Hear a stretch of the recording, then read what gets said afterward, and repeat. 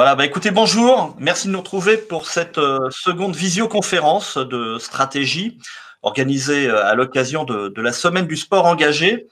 Alors après avoir parlé de l'engagement environnemental des marques dans le sport, c'était hier, lundi, nous allons évoquer maintenant l'engagement sociétal des marques dans le sport. Demain, je vous rappelle, mercredi, ce sera le tour du palmarès du Grand Prix Stratégie du sport. Ce sera toujours en visio. Ce sera toujours à partir de 11 heures et il faudra toujours s'y inscrire. Je suis Bruno Fraioli, rédacteur en chef, journaliste et fondateur de sportbusiness.club. Au nom de Stratégie, je vous souhaite la bienvenue dans ce débat que j'animerai donc à distance. Vivement qu'on se revoie tous quand même. Vous pouvez même déjà poser les questions dans le chat. C'est dans la fenêtre qui est à droite. Alors c'est par là, de ce côté-là, voilà. Je sais plus. Enfin bon, voilà. Vous allez la trouver. Nous en prendrons donc quelques-unes en fin de débat. Alors soyez gentils aussi d'indiquer vos noms et votre société. Second débat donc sur l'engagement sociétal des marques dans le sport. On parlera aussi plus généralement de l'engagement du sport et même des athlètes. Faut-il le faire? Jusqu'où aller? Cet engagement des marques, on l'a vu en 2020, notamment avec toutes ces actions de solidarité. On a vu également des prises de position de sportifs, politiques même, ou le fait aussi que les Jeux Olympiques interdisent toute forme d'expression politique, justement. On va en parler tout de suite avec le grand témoin de ce débat, Stéphane Diagana. Bonjour Stéphane. Bonjour Bruno. Nous en parlerons aussi avec Alexandre Fayolle, le PDG d'Advance, qui a offert le nom de son bateau sur le Vendée Globe à une association. Nous sommes également avec Jean-Raphaël Guettet de La Poste et Benoît Rover de France 2023. France 2023, je vous le rappelle, donc c'est la Coupe du Monde de rugby. Bonjour messieurs. Un panel masculin, mais hier, nous avions aussi un panel quasiment exclusivement féminin, en mettant de côté François Gabard. Alors, allez, Stéphane Diagana, on va débuter avec vous, ancien athlète, vous êtes d'ailleurs toujours double champion du monde. Alors personnellement, je me souviens de cette équipe de France du 4x100 au Stade de France en 2023. J'étais dans les tribunes, j'ai vibré avec vous, j'ai peut-être moins transpiré, quoique. Vous êtes aujourd'hui commentateur sportif, entrepreneur dans le domaine du sport santé. Vous travaillez avec Paris 2024 dans la commission des athlètes et vous êtes un sportif engagé, notamment avec Peace and Sport. Très généralement, le sport aujourd'hui doit-il être un terrain d'expression pour des idées ou des engagements sociétaux, selon vous? Alors, merci en tout cas de votre invitation. Bonjour à toutes et à tous. En fait, quand j'entends cette question, j'aurais même envie de la retourner. Et la question que je poserais, c'est: le sport peut-il rester hors de ces questions et ne plus être un terrain d'expression? A-t-il le choix? Tout simplement parce que aujourd'hui, c'est un domaine visible de la société, le sport. Il a une place, il a un rôle important, et comme tous les acteurs aujourd'hui qui détiennent une forme de pouvoir, les pouvoirs se sont déplacés. Le pouvoir politique est moins important qu'il ne l'était avant. Il y a d'autres pouvoirs aujourd'hui qui s'expriment fortement. Il y a une redistribution des cartes, et très clairement, le sport aujourd'hui a le pouvoir de changer les choses. C'est pas moi qui l'ai dit, c'est Nelson Mandela en 1995. Au moment de la Coupe du Monde de rugby que les Springboks ont gagné, il percevait déjà cela il y a 25 ans maintenant. C'est encore plus vrai aujourd'hui, et donc le sport est interpellé, les sportifs sont interpellés à partir du moment où les citoyens ont envie de faire changer les choses. Eh bien, ils regardent où sont les pouvoirs, quels pouvoirs ils peuvent actionner pour porter leur voix. Et comme je le dis, ce n'est plus que le bulletin de vote aujourd'hui. Quand on voit des chanteurs, on parle du sport, mais on pourrait parler des chanteurs, mais quand on voit que des gens comme Cristiano Ronaldo ont plus de followers que Barack Obama, ou à peu près le même niveau, eh bien, tout simplement, vous avez un bout de la réponse. Est-ce que l'on peut rester à l'écart? Alors après, est-ce qu'on utilise ce pouvoir? Oui ou non? Mais en tout cas, c'est sûr qu'on sera interpellé en tant que sportif ou en tant qu'acteur du sport à partir du moment où on détient ce pouvoir-là.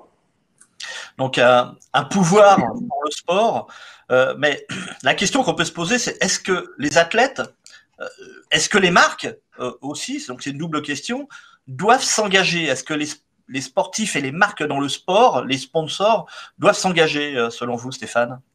Mais en fait, si on regarde les choses du côté du sportif, le sportif, il est un citoyen comme les autres, avec voilà, des idées sur la société telle qu'il la voit et telle qu'il voudrait la voir évoluer. Donc, il a cette dimension-là. Et puis, il a sa dimension publique, professionnelle aussi, qui fait qu'il est engagé avec des marques. Et donc, il est pris entre son envie de citoyen de s'exprimer et la réserve qui est liée à son métier, comme parfois on peut avoir un devoir de réserve quand on est fonctionnaire ou dans d'autres activités. Aujourd'hui, quand on voit en tout cas l'évolution des choses aux États-Unis, les marques qui sont interpellées, elles se positionnent. Et finalement, on voit bien avec le cas de Colin Kaepernick, ce footballeur de la NFL, qui le premier a posé le genou à terre lors de l'hymne américain pour protester contre les violences policières, on voit qu'il a été suivi par Nike. Est-ce que ça aurait été le cas il y a 20-25 ans? Je ne sais pas. En tout cas, aujourd'hui, on voit que les marques aussi se positionnent. On a vu les réactions violentes qu'il y a eu contre cette marque aux États-Unis, avec un déferlement de haine contre cette marque, des produits de cette marque qui étaient brûlés et filmés. Donc, on voit bien, mais les marques n'ont plus peur de se positionner aujourd'hui. Et je pense que ça rend les choses plus faciles pour les sportifs à partir du moment où il y a un alignement dans les positions, bien sûr. Mais aujourd'hui, on voit que les choses sont plus simples pour les sportifs. Ils peuvent plus facilement exprimer le fait d'être citoyen. Si on se replace en 68 avec Tommy Smith et John Carlos, quand on sait le parcours de Tommy Smith et de John Carlos, voilà, qui ont levé le point, bien sûr, sur le podium du 200 mètres, aidé d'ailleurs par Norman, l'Australien, dont on n'a pas beaucoup parlé, mais qui était tout à fait solidaire et qui, lui, avait des combats un peu pour la cause aborigène en Australie qui étaient assez similaires, Peter Norman. Donc, on voit que ça a été très compliqué pour eux. Ils ont été mis sur la touche, ils ont eu des problèmes avec le comité olympique américain, avec le comité olympique. Aujourd'hui, même au niveau du comité olympique, cet article 50 dont vous parliez, qui restreint énormément la prise de parole des athlètes lors des Jeux Olympiques. On voit qu'il y a un travail dessus. Il y a la fédération World Athletics et Sébastien Coe, qui est le président de la Fédération internationale d'athlétisme, qui s'appelle World Athletics maintenant, qui est plutôt favorable à un assouplissement. Et des athlètes demandent ça. Et finalement, pour moi, ça paraît logique parce que quand on regarde les principes de l'olympisme, si je reviens sur les principes de l'olympisme se veut créateur d'un style de vie fondé sur la joie, dans l'effort, les valeurs éducatives du bon exemple, la responsabilité sociale. C'est dans le premier article qui explique l'olympisme. Donc on ne peut pas rester à l'écart quand on met ça. Et si on va dans le deuxième article, le but de l'olympisme, je l'ai sous les yeux, c'est de servir le développement harmonieux de l'humanité, envie de promouvoir une société pacifique, soucieuse du respect de la dignité humaine. Donc quand vous mettez ça dans vos textes, de fait, vous ne pouvez pas dire aux athlètes de ne pas servir la cause que vous mettez en préambule presque, en mission, ou en mission statement, comme diraient les anglo-saxons, mais en mission d'entreprise presque, si on parle d'entreprise, mais pour l'olympisme. Oui, il y a des fois une contradiction, effectivement, entre les textes et également la limite de ce que peuvent faire les athlètes et les marques.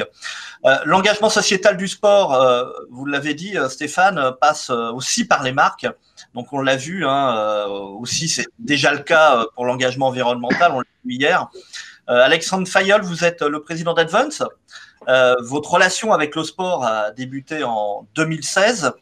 Vous rapprochez du skipper Thomas Ruyant avec son bateau Souffle du Nord qui cherchait à boucler son budget pour le Vendée Globe à l'époque. Alors depuis, vous avez fait un énorme pas puisque vous êtes devenu carrément armateur de votre bateau. Thomas Ruyant est toujours votre skipper. Vous avez mis en place d'ailleurs un modèle économique que je trouve extrêmement innovant, qu'il faudra étudier de près. Alors Thomas Ruyant est actuellement dans les mers du Sud du Vendée Globe, mais surtout vous avez fait le naming de votre bateau non pas à votre société Advance, mais à une association. Donc le bateau s'appelle Linked Out. C'est un réseau social professionnel pour ceux qui justement n'ont pas de réseau. Déjà un mot rapide sur Thomas Ruyant. Vous avez des nouvelles sur le Vendée Globe? Ça se passe bien quand même plutôt jusqu'à présent. Ouais, ça se passe très bien. Il est en deuxième position derrière Charlie Dalin. Et effectivement, là, ils sont dans une actualité très chaude parce que pour 24-36 heures, là, ils affrontent deux grosses dépressions avec des vents à plus de 120 km/h et des vagues de plus de 7-8 mètres. Donc, ils font le dos rond pour passer cette grosse tempête. Voilà. Donc, c'est assez chaud là. J'ai reçu un message, une petite vidéo de Thomas ce matin. Voilà, il protège au maximum le bateau pour pouvoir ne pas subir de casse ou de dégâts pendant cette tempête. Bon, on est mieux au chaud, hein, nous, je pense. On est mieux à notre place. Euh, Pourquoi avoir fait le choix de ne pas mettre en avant le nom de votre société, le nom d'Advance, Alexandre Fayol? Bah, c'est venu assez naturellement en fait. Parce qu'avec Thomas, on a monté en fait, on avait la volonté de monter un projet sportif performant pour jouer la tête de la flotte lors de ce Vendée Globe. Mais on voulait aussi y donner du sens et on voulait que notre performance et le fruit de notre performance et de notre travail soit utile et puisse avoir de l'impact pour la société. Voilà. Donc il y a eu cette rencontre avec Linked Out et c'était le bon concept et la bonne marque à mettre en avant. Et finalement, moi j'avais vécu une expérience en 2016 avec le Souffle du Nord, qui était le bateau sur lequel naviguait Thomas et qui avait fédéré 180 entreprises. Et cette expérience m'avait marqué. Et j'ai compris toute la puissance médiatique mobilisatrice du sport au service d'une cause. Et donc, on recherchait un concept qui en valait la peine.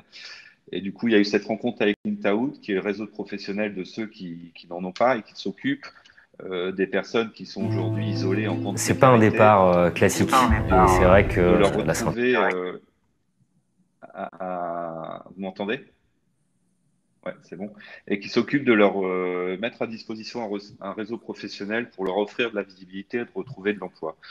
Donc finalement, la raison d'être de ce projet, qui associe le monde sportif, le monde économique et le monde associatif, ce qui est là, ce que je comprends, une innovation, ce qu'on fait à la fois du sponsoring et du mécénat. Et on fusionne les trois univers pour une raison d'être commune qui est de remettre à l'emploi des centaines et on l'espère des milliers de personnes dans les prochaines années qui sont aptes et motivées à travailler, mais parce qu'elles n'ont pas de réseau aujourd'hui, ne trouvent pas de job. Et en fait, c'est un grand mouvement qu'on a lancé, qu'on a appelé la course au changement, qui vise à faire évoluer, à mobiliser les entreprises et à changer le regard des entreprises en matière d'inclusion et pour changer aussi le regard de la société pour éviter de laisser de côté ces milliers, voire même ces millions de personnes aujourd'hui. Voilà. Donc, à l'immense défi humain et sportif, on a intégré un immense défi sociétal. Et puis ça marche, puisque depuis le 14 octobre, Alors, voilà. il y a une promotion de 80 candidats qui a été mis en ligne, parce que le concept Linked Out repose sur des promotions. Et malgré le contexte hyper difficile en ce moment, le contexte économique hyper difficile avec les commerces fermés, etc., malgré tout ça, il y a 80 entreprises qui se sont mobilisées. Il y a 120 offres d'emploi qui ont été proposées aux 80 candidats. Et il y a déjà 30 candidats qui ont soit retrouvé un emploi, soit sont en processus de recrutement. D'ailleurs, j'en profite parce qu'il y a pas mal d'annonceurs et pas mal d'entreprises parmi les participants. J'invite les entreprises justement à regarder et à aller sur le site linkedout.fr et à regarder la manière dont elles peuvent intégrer un parcours entreprise et comment, grâce à Linkedout, elles peuvent très simplement, très concrètement agir pour l'inclusion et s'engager pour l'inclusion. Voilà. Donc finalement, ce projet qui a cette raison d'être de remettre toutes ces personnes à l'emploi dans les prochains mois, les prochaines années, ce bateau finalement, donc on utilise le sport et la puissance médiatique mobilisatrice du sport. Ce bateau aux couleurs de Linked Out de l'inclusion, finalement, ça sert à offrir de la visibilité à ces candidats et ça leur apporte aussi, on s'en est rendu compte, un formidable shoot d'énergie, d'espoir et de rêve pour ces candidats. Voilà. Et l'association de ces trois mondes économiques, sportifs et associatifs, finalement, ça il y a une vraie alchimie, une formidable alchimie qui s'opère et qui associe à la fois le rêve apporté par le monde sportif et le sens, en fait. Et ça, c'est magique. Et dans le même temps, en plus, vous travaillez sur votre marque. On reviendra avec vous, Alexandre, justement parce que voilà, c'est une position vraiment entre le sponsoring et le mécénat qui est tout à fait intéressante.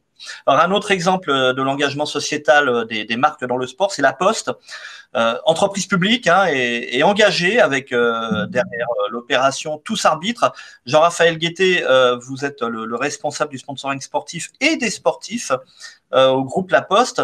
Vous soutenez des arbitres de football, de basket, de handball, je sais plus, de volley aussi, je crois. Ils doivent être dedans, non? Ouais. En fait, on est partenaire depuis maintenant 14 ans des 58 000 arbitres de football, rugby, handball et basket au niveau élite et au niveau amateur partout en France. Alors, ça couvre 3 millions de rencontres chaque année. On peut parler d'engagement sociétal de la part de La Poste avec ce type d'opération? Oui, absolument. En fait, on est à la fois sur un programme sportif un peu atypique parce qu'effectivement, il y a une visée sociétale qui est très importante, dans le sens où ce programme qui vit toute l'année sur tout le territoire et que l'on a initié maintenant il y a donc 14 ans, il a pour point d'orgue les Journées nationales de l'arbitrage qui ont une triple ambition, tout simplement, triple ambition pour valoriser ces hommes et ces femmes qui sont présents tous les week-ends sur tout le territoire, dans les petites villes comme dans les grandes villes, mais aussi pour apporter en fait une aide concrète en fait dans l'accompagnement de l'exercice de leurs fonctions, et puis surtout l'idée de susciter des vocations parce qu'on a toujours besoin de plus en plus de jeunes arbitres qui s'engagent dans cette voie qui est une voie, une fonction toujours décriée, mais qui est absolument nécessaire pour que le sport puisse avoir lieu. Vous êtes engagé aussi avec des athlètes. Vous en avez combien sous votre coupe? Alors aujourd'hui, on a 5 athlètes, dont peut-être le plus connu est Yoann Diniz. On parlait tout à l'heure du 50 km marche athlétique. Yoann est l'un des fers de lance de cette équipe de France. Et puis on a des joueurs handisport dans le domaine du tennis de table.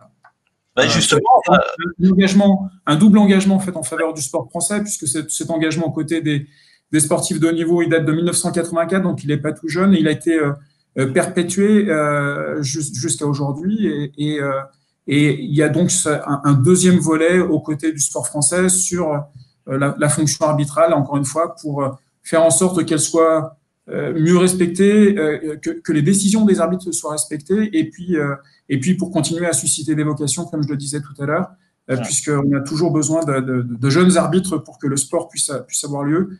Une fonction qui en fait est un trait d'union en fait entre deux joueurs, entre deux équipes. Il se trouve que le postier, le facteur, il est également en fait le trait d'union entre un expéditeur et un destinataire. Et c'est pas le seul point commun.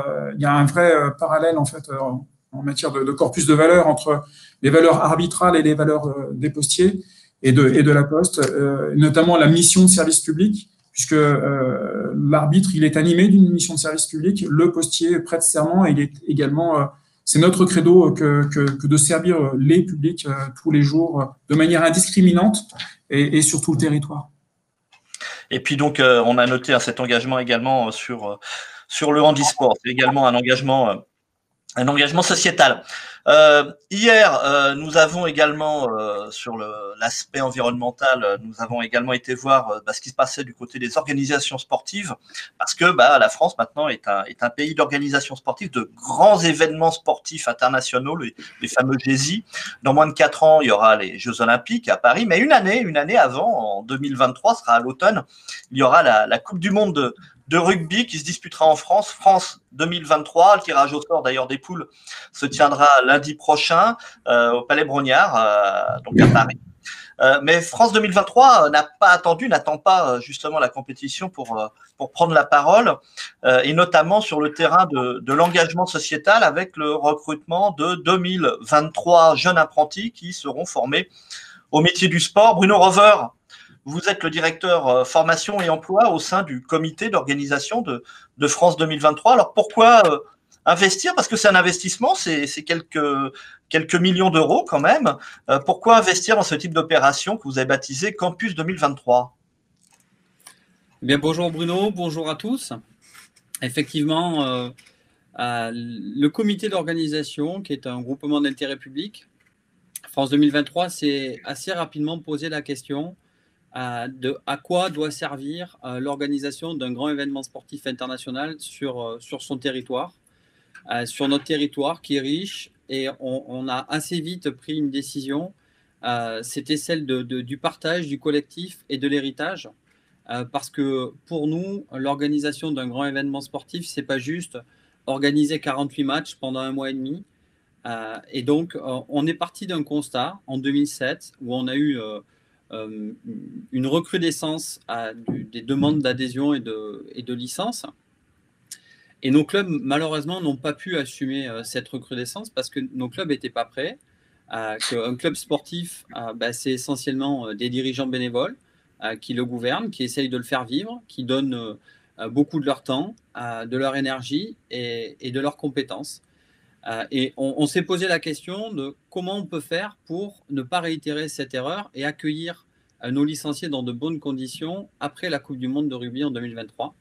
Et donc ça, on s'est posé ces questions-là depuis 2019 et on a créé ce projet Campus 2023, tout simplement en utilisant la réforme de la formation professionnelle et de l'apprentissage.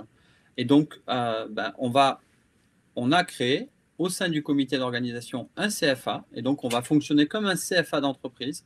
On sera l'employeur de ces 2023 jeunes et on va les mettre à disposition de nos clubs, de nos comités départementaux et de nos ligues régionales, mais pas seulement dans le rugby. On a aussi là joué la carte de l'ouverture avec les autres fédérations sportives, puisque sur les 2000 jeunes, environ 500 seront également mis à disposition de clubs d'autres fédérations. Et donc voilà, on a essayé d'initier quelque chose d'un peu innovant pour permettre à nos clubs et à nos structures sportives de se professionnaliser, de préparer l'arrivée de ces nouveaux adhérents et de se structurer, si vous voulez, au sens très large, en proposant 3 niveaux de formation pour là aussi pouvoir aussi bien répondre à des besoins d'un tout petit club qu'une grosse ligue ou d'un club professionnel ou d'un club omnisport, puisque là aussi on a diverses strates d'organisation sportive. Et puis, bien entendu, pouvoir aussi bien s'adresser à des jeunes en décrochage ou éloignés de l'emploi qu'à des jeunes qui sont sur des parcours de master. Donc, on aura un niveau bac plus 3 et un niveau bac plus 5 que l'on va proposer. Ce seront chacun des titres inscrits au répertoire national des certifications professionnelles, bien entendu.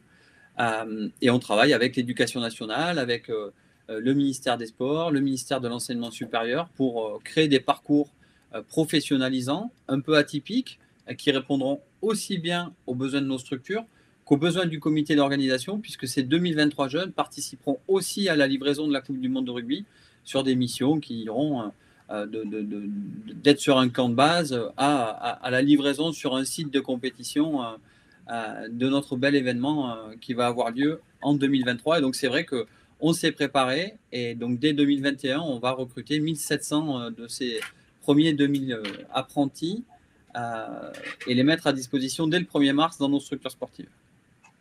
Alors, il y a un mot que vous avez employé, Benoît Rover, c'est héritage. Si je reviens à Stéphane Diagana, Stéphane, vous avez entendu donc ces 3 témoignages. Le mot héritage est un mot quand même relativement important parce que c'est le sport, que ce soit les athlètes, que ce soit les organisations sportives, mais également les marques, aujourd'hui doivent laisser un héritage dans la société. Oui, c'est de plus en plus présent, mais ça rejoint finalement la notion de mission que se donne le sport. Et si je reviens à ce que je disais sur l'olympisme, il est logique qu'il y ait un héritage, et l'héritage ne doit pas être que matériel.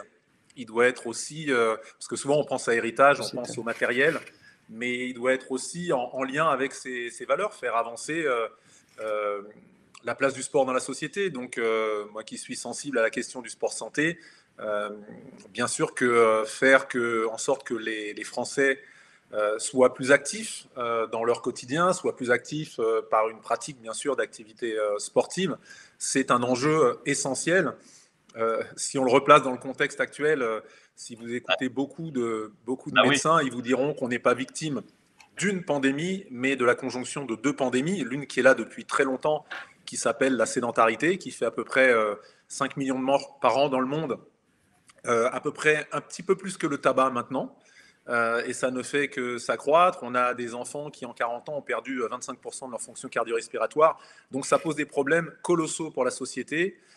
Et donc remettre à l'activité physique le plus tôt possible, mais même à tout âge, parce qu'on en tire bénéfice, la population, ça doit être un des héritages prioritaires de Paris 2024. Et ça a été compris. J'espère que ce sera suivi et transformé dans les faits par la modification de la place du sport et de l'activité physique à l'école, la place du sport en entreprise aussi. Comme je vous le disais, les médecins disent que si on n'avait pas eu cette première pandémie mondiale dans les pays occidentaux, et d'ailleurs qui explique sans doute une partie de la gravité de la pandémie chez nous dans les pays occidentaux, alors qu'on craignait pour les pays moins avancés du côté de l'Afrique, mais où il n'y a pas ces pandémies d'obésité, de diabète de type 2, de maladies coronariennes, parce que les gens ont un autre mode de vie, parce que la population est plus jeune, mais parce que aussi les gens sont plus actifs.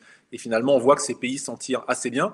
Et donc, c'est bien la conjonction de ces 2 pandémies qui fait qu'on a une incapacité à gérer cette crise sanitaire, et que très probablement que si la tranche notamment qui est touchée entre 60 et 75 ans de la population française était en meilleure santé, eh bien probablement qu'on n'aurait pas la saturation de nos capacités d'accueil en hôpital, que ce soit en classique ou en réanimation, et qu'on aurait pu laisser l'économie avancer sans doute plus librement. Donc on voit que les enjeux sont colossaux, et j'espère que malheureusement cette expérience compliquée que l'on connaît, plus heureusement cette dynamique de Paris 2024, va faire changer les choses en la matière et va nous faire ouvrir grand les yeux pour que et on aide toutes les opportunités de remise à l'activité physique.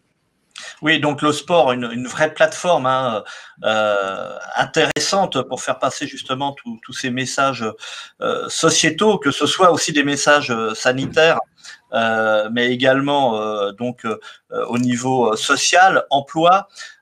En gros, là, je m'adressais à nos 2 annonceurs là présents ce matin dans le panel.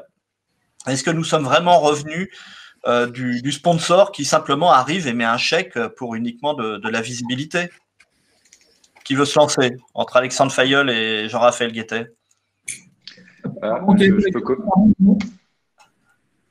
Allez, c'est moi qui vais trancher. Alexandre Fayeul, allez. Ouais. Moi, j'ai jamais fait de sponsoring avant, donc c'est ma première expérience de sponsoring dans le sport. Donc je suis parti avec un regard neuf et j'ai mélangé les 2, sponsoring et mécénat, pour un projet avec un maximum d'impact sociétal. Sur la question si les entreprises aujourd'hui, moi je suis ravi aujourd'hui d'entendre le discours de Stéphane, etc., que je connais, que je suis, et les choses qui se mettent en place avec Paris 2024, Paris 2023, etc., dans le mouvement du sport. Il y a un grand mouvement de société qui est en train de se lever et qui ne fait que s'accélérer d'année en année dans le monde du sport, dans le monde économique, dans le monde culturel, etc., où chacun à notre niveau, on se mobilise et on s'engage pour une société meilleure. Donc pour ce qui est de l'entreprise, nous, quelle puissance on a, quel pouvoir on a une puissance économique et financière qui est assez importante, et surtout aujourd'hui, on fabrique des produits et des services qui vont être consommés par des citoyens. Donc, j'ai un credo comme entrepreneur et chef d'entreprise, c'est que j'ai la conviction profonde que l'entreprise, elle a un rôle majeur à jouer dans la transformation de notre société. Et je souhaite qu'Advance incarne cette nouvelle génération d'entreprises qui contribue à transformer l'économie pour la mettre au service du bien commun, qui, à mon avis, est une condition indispensable pour faire évoluer positivement notre société. Et de pouvoir associer la puissance, quelque part, le pouvoir de notoriété, de médiatisation et de mobilisation qu'apporte le sport à cette puissance économique, et également qu'apportent les entreprises, mais également au monde associatif, ça permet très concrètement de générer de l'impact. Donc le sport, une vraie plateforme, c'est également le cas pour vous, Jean-Raphaël Guettet. Vous pensez effectivement que le sport peut vraiment porter tous ces messages? Le sport, pour La Poste, a toujours été franchement au cœur des dispositifs de communication, hein. On a mené de nombreuses actions de communication à travers le sport. Et il est vrai que aujourd'hui, le sport est une vraie caisse de résonance sans équivalent, on va dire, qui permet d'installer, on va dire, des messages structurants et de diffuser des valeurs et des messages positifs qui permettent effectivement de laisser un héritage, de diffuser des valeurs, voilà, de faire en sorte que, nous concernant sur l'arbitrage, par exemple, de tenter de changer le regard des Français sur une fonction qui est décriée et qui, comme je le disais tout à l'heure, est pourtant nécessaire. Donc, de faire en sorte qu'elle soit respectée. Donc, l'idée, c'est de travailler en profondeur, dans la durée, puisque là, nous sommes partenaires depuis maintenant 14 ans, de renouveler les actions, de laisser des kits dématérialisés, par exemple, pour l'ensemble des clubs amateurs, des 26 000 clubs amateurs, de faire en sorte que les clubs puissent aussi avoir les outils pour sensibiliser, monter des actions de sensibilisation auprès des jeunes et faire en sorte que le regard des Français, le regard des plus jeunes change sur l'arbitre, par exemple. Alors, Bruno, pardon, Alexandre. je voudrais juste compléter très vite. Un autre grand pouvoir du sport, c'est le pouvoir de mobilisation. Par les émotions il y a les valeurs, etc., que véhicule le sport et les sportifs et les événements sportifs, mais il y a aussi le pouvoir émotionnel, les émotions que transporte le sport, et notamment dans le cadre des grands événements sportifs. Ça a une capacité à mobiliser les gens qui fait qu'on a envie de se lever de son canapé et d'agir. Voilà, ça c'est un grand pouvoir que j'ai découvert. Moi, pour ce qui me concerne, sur un événement important comme le Vendée Globe, mais c'est incroyable la dose d'énergie que ça amène pour mobiliser.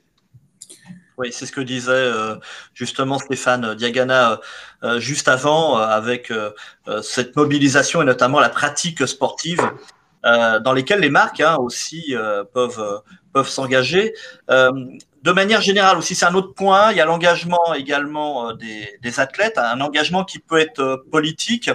On a vu Yoann Diniz aussi, qui est assez engagé politiquement, qui est d'ailleurs chez vous. Alors, je ne vais pas vous demander l'avis sur l'engagement de Yoann Diniz, mais jusqu'où peut aller finalement un engagement d'un sportif, Alexandre Fayolle avec votre skipper, quelle pourrait être la limite pour une marque qui parraine un ou des sportifs? Quelle serait la limite de voir l'engagement sociétal ou politique de son ou de ses sportifs, selon vous? Allez, qui se lance? Allez, Jean-Raphaël. C'est une question compliquée. Je crois que déjà, oui, c'est une question compliquée parce que les athlètes, comme tous les autres collaborateurs, nos 250 000 collaborateurs ont une liberté d'expression. Après, libre à chacun de l'utiliser et de juger ou de jauger jusqu'où on peut aller dans l'expression sur la thématique. Vous parlez de politique, vous parlez il y a une association à différentes causes qui peuvent être jugées comme presque indiscutables. Le droit des femmes, le droit des enfants. Voilà, il y a différents sujets qui sont presque indiscutables et qui peuvent être faire l'objet d'expression, de promotion sans être discutés. Pardon, j'avais coupé mon micro. Alexandre Fayolle, vous,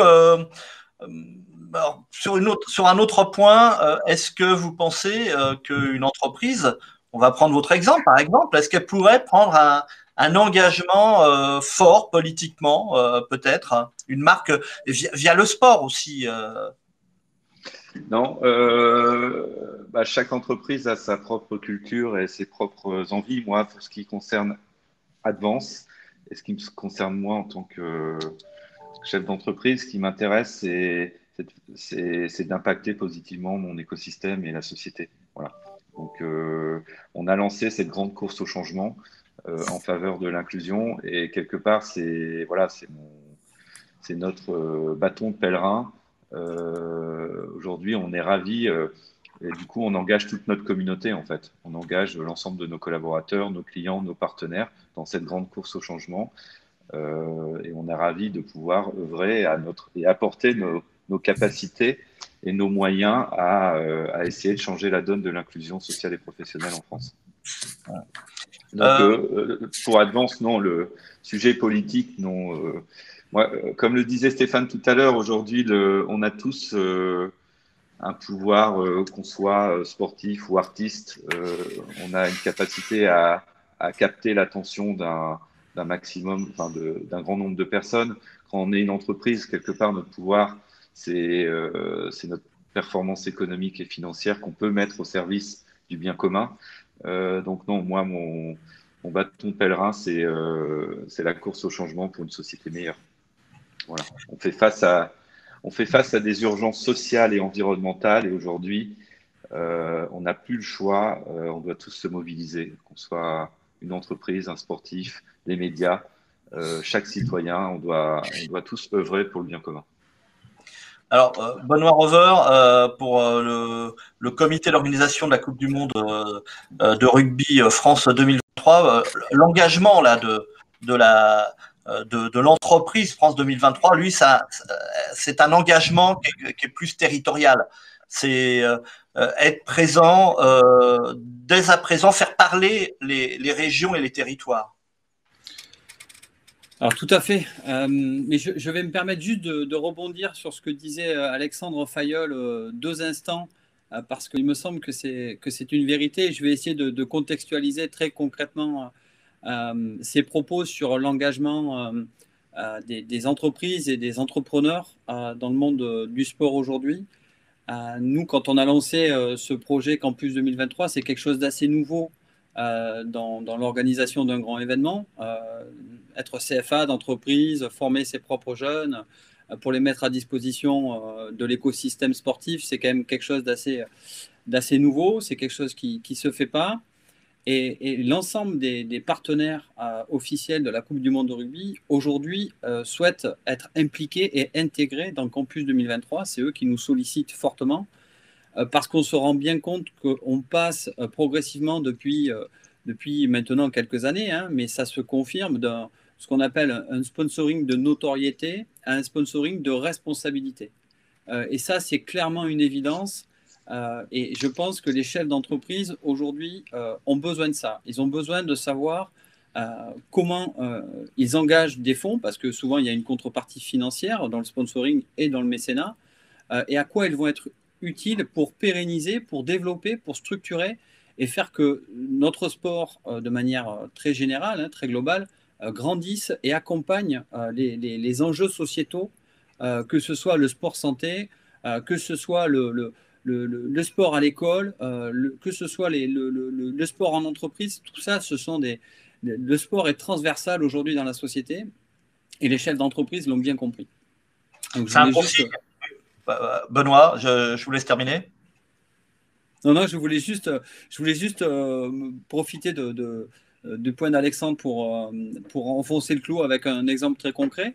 Et effectivement, pour répondre à votre question, nous, on a décidé là aussi de déconcentrer l'organisation de la Coupe du Monde de rugby 3 ans avant l'événement. Depuis mardi dernier, on a installé 9 directeurs de site sur chacune de nos villes hôtes, et ils seront tous accompagnés de 10 apprentis sur une formation en master management de l'organisation d'un événement sportif international.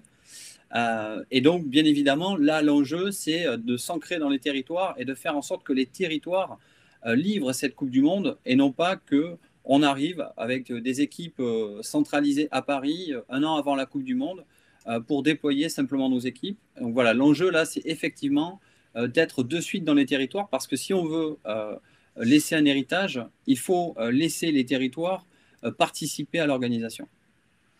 Alors, pardon, Stéphane Diegana, vous avez entendu ces témoignages, et notamment le dernier avec finalement les partenaires actuels de France 2023 qui cherchent justement à s'engager, d'aller plus loin, de simplement, comme je disais, apporter un chèque. C'est assez positif, ça, quand même, non, pour l'engagement, le rôle du sport dans la société.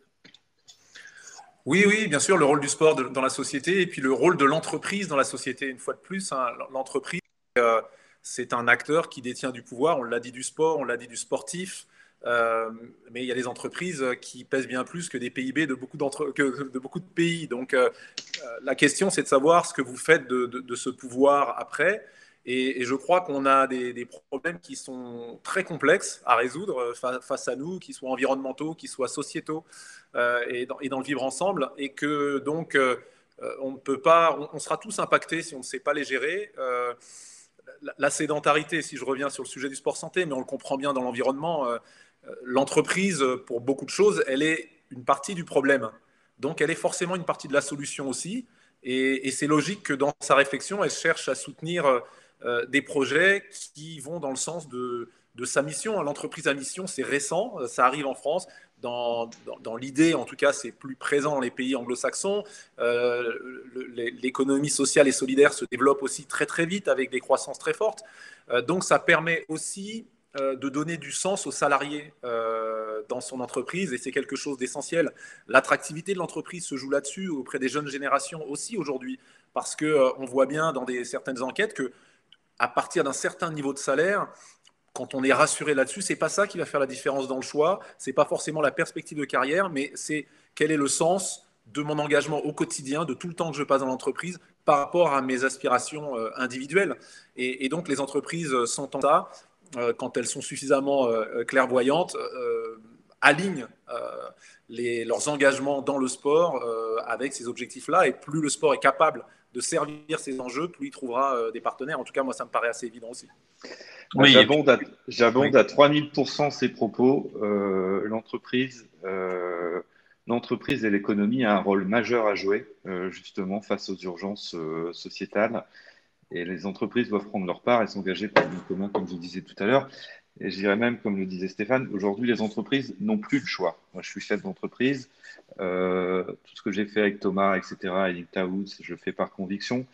Mais aujourd'hui, les entreprises sont dans l'obligation de donner du sens à leur raison d'être, à leurs engagements, à leurs activités, parce que ça conditionne leur performance future, parce que ça conditionne l'engagement de leurs collaborateurs et de leurs clients actuels et futurs. Aujourd'hui, une entreprise qui n'est pas capable aujourd'hui de donner du sens et de bâtir une raison d'être, un projet d'entreprise avec du sens et des engagements sincères, c'est une entreprise qui n'arrivera plus à attirer et fidéliser les meilleurs talents et les clients. Voilà. Donc ça devient on est passé, et je pense que cette crise qu'on vit, et la crise n'est pas que sanitaire, il y a un certain nombre de crises environnementales, sociales, etc.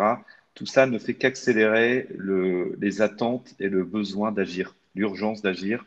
Et les entreprises l'ont bien compris. J'ai le sentiment qu'on passe d'un mouvement qui était où on était de plus en plus d'entreprises, aujourd'hui un mouvement qui se généralise à l'ensemble des entreprises. Très bien. Et donc, on voit très bien ce couple sport et finalement quête de sens qui peuvent très bien fonctionner et être un très bon cocktail. On va passer aux questions. J'en ai relevé 3. Et d'ailleurs, là, c'est ce que vous venez de dire, Alexandre. Alors, c'est Damien Lahaye qui parle de est-ce que la crise, finalement, est-ce que la crise économique, la crise sanitaire n'est pas un accélérateur pour l'engagement sociétal des marques et notamment dans le sport. Qui veut répondre?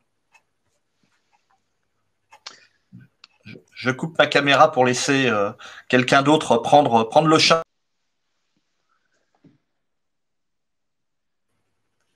Alors, Alexandre Fayolle?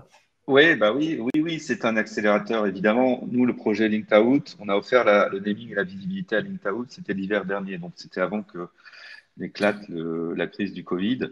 Mais c'est une évidence aujourd'hui, je viens de le dire aujourd'hui, si on veut continuer à attirer, fidéliser les talents et en particulier les jeunes générations, aujourd'hui, on a l'obligation, les entreprises ont l'obligation de revoir et de repenser leurs projets d'entreprise, leurs raisons d'être et leurs engagements. Voilà. Donc, ça devient une condition indispensable à la performance. Et on passe d'une conviction aujourd'hui à une obligation. Donc, et ce qu'il faut savoir aussi, c'est finalement, enfin, dans notre cas de figure où finalement moi j'ai fait le choix d'offrir le nom du bateau qui s'appelait Advance for Cyber Security à l'Intaout. C'est vrai que je me suis dit, quand Thomas a pris la tête du Vendée Globe il y a 15 jours, il est deuxième aujourd'hui, ça a fait la une des journaux. C'est vrai que je me suis dit, tiens, si ça aurait pu être Advance for Cyber Security, prend la tête du Vendée Globe, je me suis fait la réflexion, puis très vite j'ai pensé aux 80 candidats et à tout ce que ça leur apportait en termes d'énergie et à la formidable visibilité que ça leur apportait à eux, les candidats, pour retrouver un emploi et à l'Intaout pour se développer. Et finalement, ce qu'on perd en notoriété, ce que la marque perd en notoriété et en visibilité quand elle s'efface comme ça, elle le regagne largement en termes d'engagement de sa communauté, de ses collaborateurs, de ses clients, de ses partenaires. À titre d'exemple, là, pour le cas l'Intaout et dans cette course au changement, chez Advance, il y a près de 10% des collaborateurs Advance qui sont devenus bénévoles coach pour accompagner des candidats dans leur retour et processus de retour à l'emploi. On a également, on est en train de mener aussi une grande réflexion avec tout notre écosystème dans la cybersécurité où il manque des dizaines de milliers d'emplois qu'on n'arrive pas à fournir pour rendre l'écosystème cyber beaucoup plus inclusif et qu'on crée des ponts, des formations pour permettre aujourd'hui aux personnes qui sont en situation d'exclusion. Ça peut être des personnes qui ont vécu des galères dans la vie et qui ont, pour plein de raisons aujourd'hui, qui n'ont plus de réseau social, plus de famille, plus rien, et qui aujourd'hui pourtant sont aptes et motivés à travailler.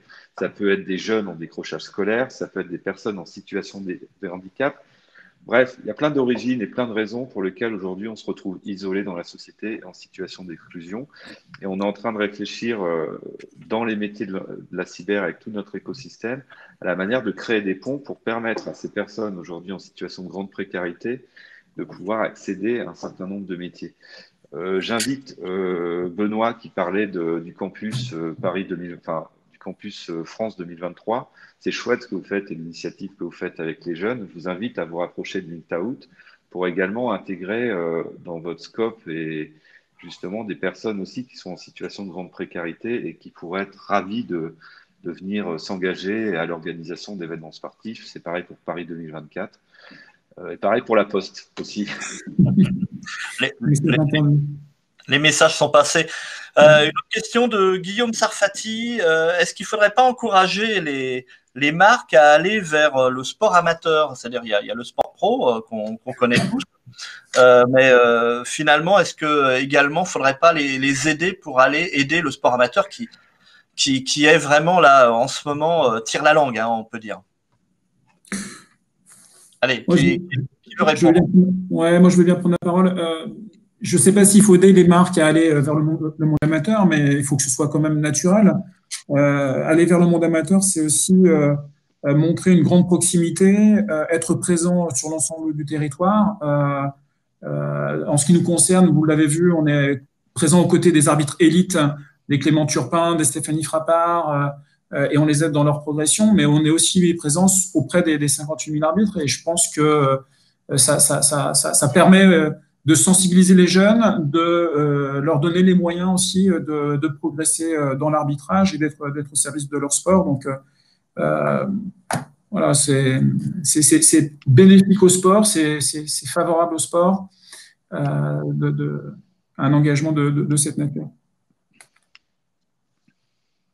Une dernière question, c'est peut-être plus vers Stéphane Diagana. Est-ce que les marques, les entreprises également doivent plus s'investir dans l'après-carrière des sportifs de haut niveau, selon vous? C'est une question de Joanne Guyot. C'est un sujet que je suis depuis longtemps. Moi, quand on me parle reconversion, j'ai toujours tendance à parler double projet. Parce que s'il y a un double projet qui est solidement construit, il n'y a aucun problème de reconversion.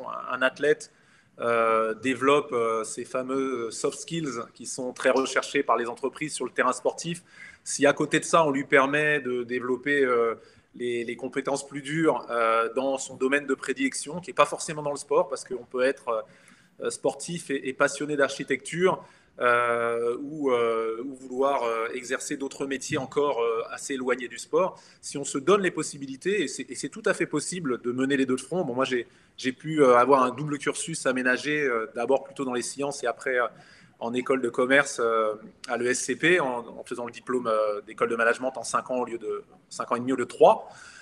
Donc c'est possible, et il y a plein de cas comme ça, il y a beaucoup de cas comme ça, et je crois que je suis assez proche des étoiles du sport. Je ne sais pas si vous connaissez cet événement, ce bel événement qui est un événement de parrainage entre des sportifs déjà accomplis qui présentent un petit peu et qui accompagnent des jeunes sportifs dans la discipline. Et cette année, et depuis quelques années, on veut mettre en avant le double projet. Donc on va mettre des prix du double projet pour montrer que ça existe, parce que bien souvent, la tendance, c'est d'expliquer aux sportifs qu'il faut choisir. Et moi, je leur rappelle, quand on me dit ça, je rappelle que Guillaume Martin, qui était le meilleur français sur le Tour de France, est diplômé d'un bac+5 en philosophie, que Romain Bardet, qui avant d'abandonner, qui a été 2 fois sur le podium du Tour de France, a un diplôme d'école de commerce de Grenoble, école de management, que Estelle Mosley, qui est boxeuse, qui est notre seule championne olympique boxeuse, est diplômée d'école d'ingénieur de l'ESILV. Et là, je parle d'études supérieures, mais on peut tout à fait l'imaginer pour des CAP, pour des BEP, pour des gens qui veulent faire de la pâtisserie, de l'ébénisterie, et qui veulent aller dans l'excellence aussi dans ces filières. C'est une question d'élitisme, c'est une question d'excellence, et il faut accompagner cette double excellence. Et là, il n'y a plus de problème de reconversion, parce que les sportifs, ils ont un réseau en plus, déjà au niveau local, très fort, et puis parfois, quand ils percent au-delà. Donc le vrai problème pour moi, il est dans l'accompagnement du double projet. Alors bien sûr, il faut s'occuper de la reconversion pour ceux qui n'ont pas eu cette chance, mais si on veut que les choses soient plus simples, c'est rapprocher le monde de l'éducation nationale, de l'enseignement supérieur et du sport, pour vraiment faire des établissements d'enseignement supérieur et d'enseignement tout simplement des vrais partenaires du sport de haut niveau. Parfait. Alors une dernière question, qui est une question qui serait peut-être plus destinée à Benoît Rover de France 2023, puisque ça concerne plutôt les organisations, les détenteurs de droits.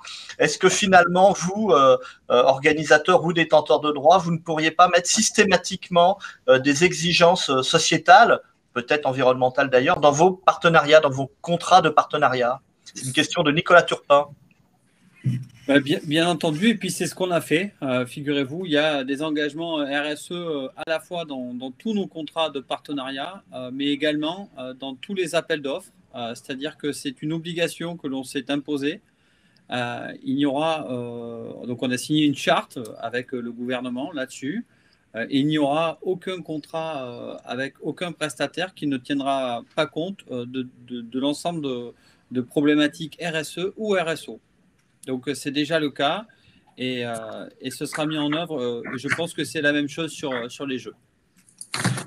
Écoutez, on va conclure cette petite heure là de débat. Stéphane Diagana, je vous laisse le mot de la fin.